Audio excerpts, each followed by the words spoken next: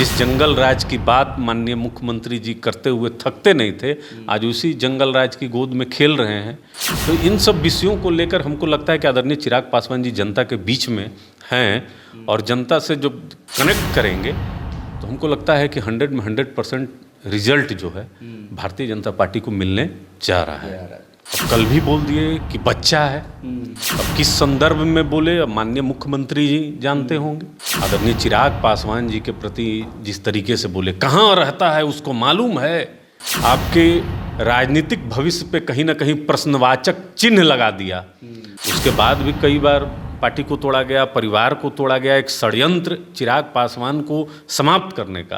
अगर विशाल जी मैं कहूँ कि अगर महाभारत आपने देखी होगी तो अभिमन्यु को घेर के जिस तरीके से उसका वध किया गया था, उसी तरीके से चिराग पासवान जी को बिहार की राजनीति में राजनीतिक वध करने की तैयारी थी। लेकिन चूंकि इनमें एक जज्बा था, कुछ कर गुजरने की तमन्ना थी और लगातार जो बिहार के आम आवाम का जो समर्थन इनको मिला। नमस्कार, स्वागत है आपका दैनिक टॉप पे। मेरा नाम है विशाल। बिहार में 2 विधानसभा सीटों पर उपचुनाव हो रहे हैं, मोकामा और गोपालगंज में। दोनों सीटों पर देखिए महागठबंधन की जो प्रत्याशी हो या फिर भाजपा के प्रत्याशी हो, टक्कर मिल रहा है। वहीं तमाम जो समीकरण है उसको लेकर के हम बात करेंगे और जिस तरीके से गोपालगंज हो या मोकामा हो, चिराग पासवान आप भाजपा को समर्थन दे चुकी है और मजबूती के साथ, दमखम के साथ मैदान में उतर चुके हैं। ऐसे में देखिए किसकी जीत होगी, किसकी हार होगी, ये तो 3 नवंबर को पता चलेगा। आज चुनाव प्रचार का आखिरी दौर है, शाम 6 बजे के बाद से चुनाव प्रचार थम जाएगा और राजनीतिक बयानबाजियां जो है वो चरम पर है। बीते दिनों सीएम नीतीश कुमार ने चिराग पासवान को लेकर के कहा था कि वो अभी बच्चा है, लड़का है। किस तरीके से इसको राजनीतिक बयानबाजी कहा जाए, क्या कहा जाए, ये तो देखा जाएगा। लेकिन तमाम विषयों पर बात करने के लिए हमारे साथ मौजूद हैं राजनीतिक विश्लेषक और चिराग पासवान के पुराने सिपाही, पूर्व में प्रवक्ता रह चुके हैं लोक जनशक्ति पार्टी के चंदन जी।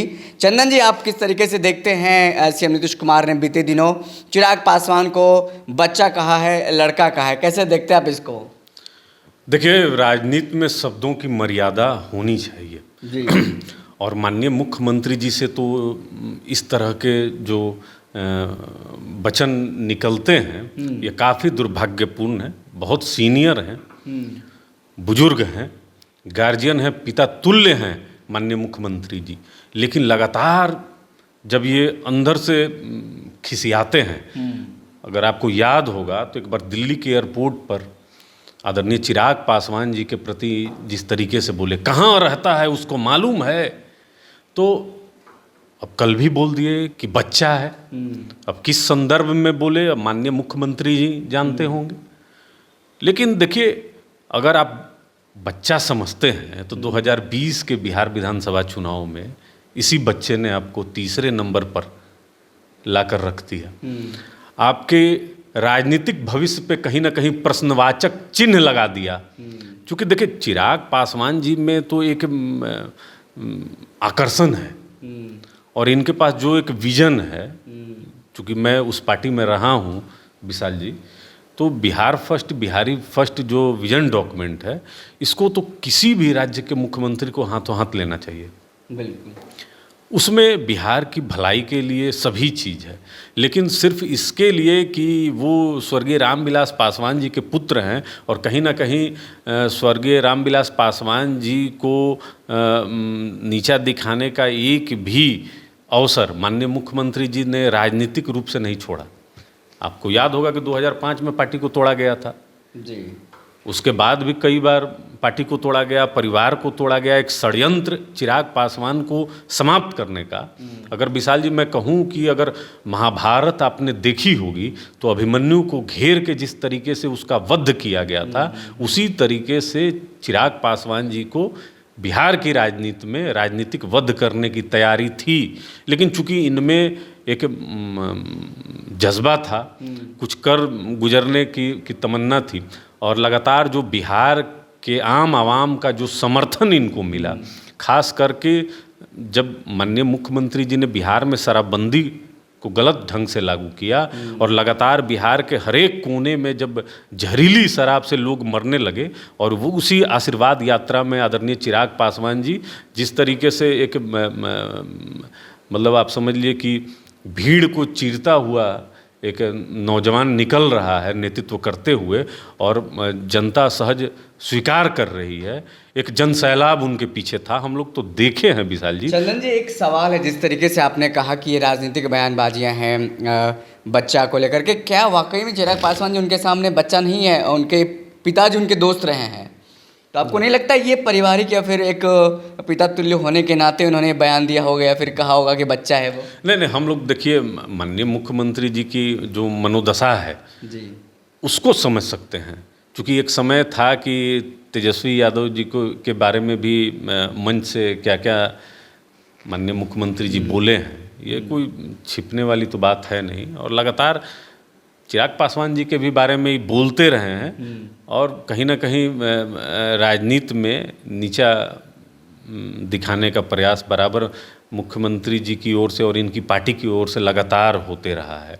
तो इसमें कोई दो मत नहीं है कि एक वैचारिक मतभेद और एक ईर्ष्या या कुंठा आप कह लें माननीय मुख्यमंत्री जी में तो है। चूँकि देखिए, अगर इनके समकक्ष स्वर्गीय रामविलास पासवान जी थे तो 2 वर्ष इनके पुण्यतिथि को इस बार हुए, कहाँ सरकार की तरफ से कोई सरकारी कार्यक्रम हुआ, ना कोई प्रतिमा लगाने की बात हुई, ना कोई सरकारी अवकाश की बात हुई। तो इस तरह की तो कहीं कोई बात ही नहीं है। तो आप कैसे कहते हैं कि वो मेरे समकक्ष थे, काफ़ी गहरे दोस्त थे, हमने उनको अच्छा। एक बार एक प्रेस कॉन्फ्रेंस में माननीय मुख्यमंत्री जी ने कहा था, जब वो बहुत बीमार थे स्वर्गीय रामविलास पासवान जी, तो माननीय मुख्यमंत्री जी ने कहा कि हमारे ही समर्थन से वो राज्यसभा गए हैं। और हमको याद है कि राज्यसभा का जिस समय नॉमिनेशन हो रहा था यहाँ पर बिहार विधानसभा में, उस समय माननीय मुख्यमंत्री जी को तो बहुत मिन्नत करना पड़ा विधानसभा बुलाने के लिए। तो बराबर देखिए इनको दबाने का प्रयास चिराग जी को किया गया है। अभी जो तुरंत की जो घटना है कि भारतीय जनता पार्टी अपने खेमे में आदरणीय चिराग पासवान जी को लाने का काम की है, तो ये मोकामा में तस्वीर बदल गई। हजारों की भीड़ और एक गजब का उत्साह है। जहाँ कहाँ मोकामा की seat Bharatiya Janata party loose कर रही थी, लेकिन चिराग जी के आने से वो जीत में तब्दील हो गई है। आपने कहा कि चिराग जी का स्वागत है बीजेपी में, जिस तरीके से लगातार बातें सामने आ रही कि कई दिनों से आपके नेता कह रहे हैं, मतलब चिराग पासवान कह रहे थे कि बीजेपी के बड़े नेताओं से बात चल रही है, आने वाले दिनों में भी इसको लेकर के गठबंधन को लेकर के बातें होगी। चिराग पासवान बीजेपी में एनडीए में शामिल होंगे। उन्होंने बीते दिनों कहा था जब तक चाचा जी को बाहर नहीं निकालेंगे तब तक शामिल नहीं होंगे। क्या अब वो बातें सब खत्म? नहीं, देखिए अब जितना हम न्यूज़ को फॉलो कर रहे हैं तो हमको कहीं भी आदरणीय चिराग पासवान जी ऐसा कहते हुए नज़र नहीं आए कि आप केंद्रीय मंत्री पशुपति कुमार पारस जी को आप एनडीए से बाहर कीजिए तब मैं उसमें शामिल होऊंगा। मुझे लगता है ये कहीं से कोई इस तरह की बात उड़ाई गई है। राजनीति में इस तरह का कोई दबाव की राजनीति होती नहीं है। और देखिए चिराग पासवान जी अभी देश में सबसे युवा लोकप्रिय नेता हैं, और बिहार में तकरीबन हमको लगता है कि बिहार में ये तकरीबन हर एक आप कह लीजिए कि पंचायत को इन्होंने टच कर लिया है। तो एक जो स्वीकार्यता इनकी है, और आप ऐसा भी कह सकते हैं कि किसी खास जाति में नहीं है, ये ओवरऑल आप मास में देखेंगे कि अपर क्लास में भी इनको उतना ही दिल से स्वीकार किया गया है।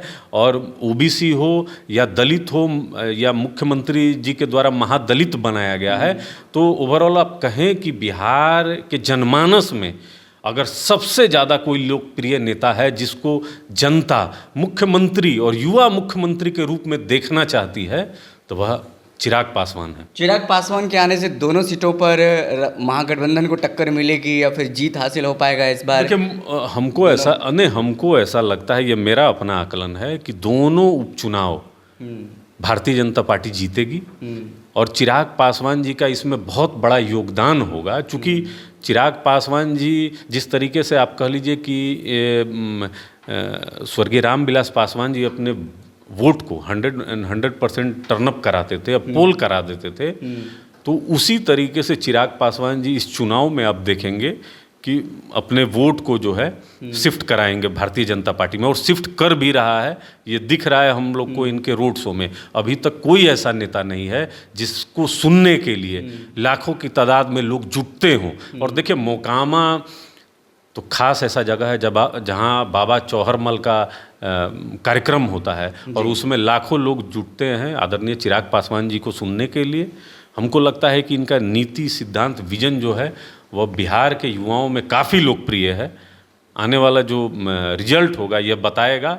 अगर भारतीय जनता पार्टी दोनों जगह से चुनाव जीतती है तो इसमें बहुत बड़ा योगदान चिराग पासवान जी का होगा। बहुत बड़ा योगदान होगा दोनों जगह अगर भाजपा जीती है तो। देखिए, आप लगातार उनके पुराने सिपाही रहे हैं, उनके करीबी भी रहे हैं। एक बात हम समझने की कोशिश कर रहे हैं, जिस तरीके से चिराग पासवान का एनडीए में एंट्री होना, जिस तरीके से प्रदेश अध्यक्ष का बयान आना, और फिर आने वाले दिनों में क्या कुछ प्रदेश दिखेंगे, क्या उनको केंद्रीय मंत्री बनाया जा सकता है? आपको लगता है इसमें कुछ बात है? क्योंकि कई जो सूत्रों से हवाले से खबर है, जल्दी ही उनको केंद्रीय मंत्री बनाया जा सकता है चिराग पासवान को। देखिए, मेरे सूत्र उतने ऊपर तक नहीं है।